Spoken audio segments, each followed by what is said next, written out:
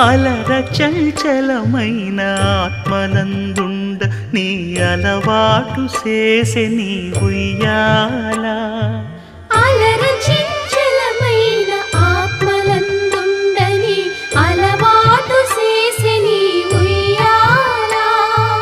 పలుమారు ఉచ్ఛ్వాస పవనమందుండ నీ భావంబు తెలిపే నీ ఉయ్యాల పలుమారు ఉచ్ఛ్వాస పవనమందుండని నీ భావంబు తెలిపే నీ